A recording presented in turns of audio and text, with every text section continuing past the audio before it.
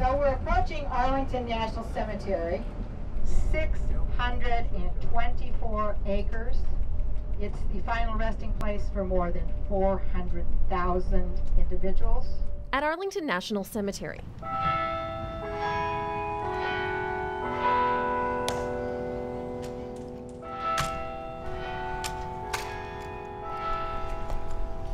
sentinels guard the tomb of the unknown soldier. Our itinerary is pretty much based around Arlington Cemetery. The ceremony that you are about to witness is the changing of the guard. In keeping with the dignity of this ceremony, it is requested that everyone remain silent and standing. But when the guards come out and they turn left to go towards the tomb of the unknown soldier, if there's an honor flight present, one of the guards will scuff his rear foot. And that's as close to any kind of honor they can show anybody, but that's directed at our honor flight veterans. You can't help but be touched. The tomb is a tribute to lives lost in both world wars, as well as Korea and Vietnam. It's assumed that everyone in this group knows someone who didn't come home. Each veteran has his own special moment there. Organizers want to bring as many veterans as they can to see this before time runs out. World War II Korea takes a priority. Vietnam follows that. The other difficult part we're having is the ill people. It's hard to pinpoint some of these sicknesses, and it's heart-wrenching to see what Agent Orange did in Vietnam. I have Agent Orange. Most people with Agent Orange die at 62, 63.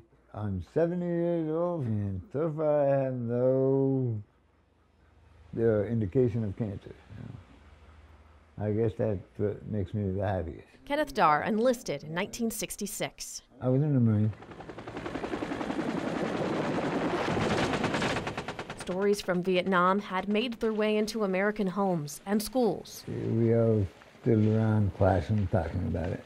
Just wondered what I was made of, if I was man enough to go in.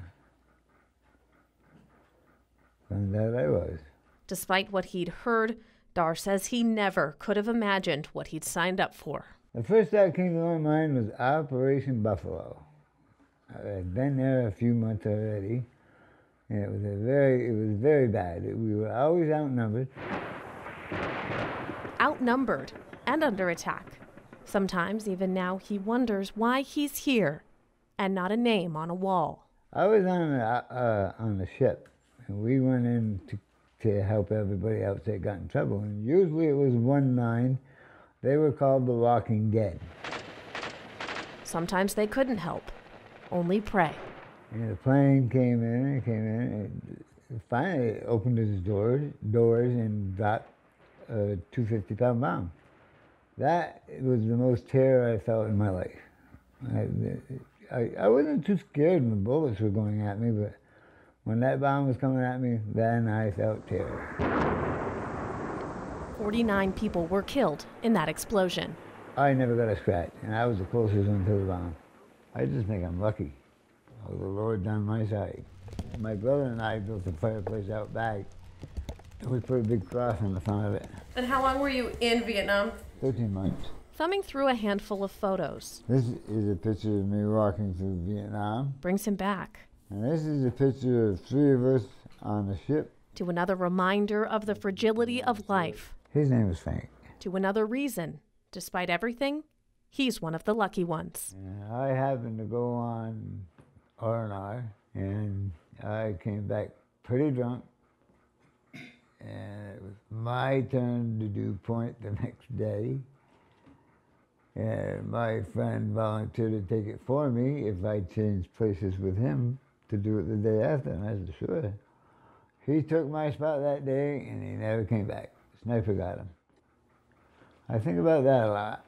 For his service, I don't always show it. The military awarded him the Purple Heart. He never takes it off. I don't know. I'm very lucky man. We're going to all stay on the coach with the exception of our honored guest. Ask Dar why he joined the Marines. Easy answer. My brother was in the Marines, I guess. Probably why. But there are questions. Why did he survive and others die? If I wouldn't have changed with him, it would have been me. In honor and in memory of the men of the United States Marine Corps who have given their lives to their country since November 10th, 1775. I've been wanting to do this most of my life. It's June 22nd, 2019. I'm glad we could do this for you today. His time in Vietnam, Now, let me try it, bud. Let me try it. always with him. Hold me there for a second. Yes, sir. Ready? Thank you very much, sir. My pleasure. I've been wanting to do that for years. Kenneth Dar, always faithful, always loyal to the men and women who won't join him here. All I can say is the corpsmen are beautiful people. They have to be one of the bravest people I know.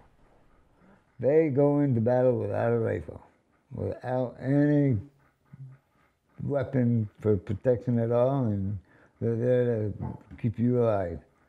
And they do it. I respect the corpsmen more than anybody. I've been wanting to do this for so many years. A lot of years. It means a lot. More than a lot.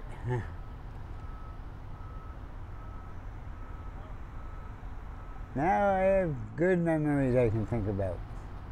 A memory to keep close to Frank, to thoughts of bombs and anger. On this day, something new.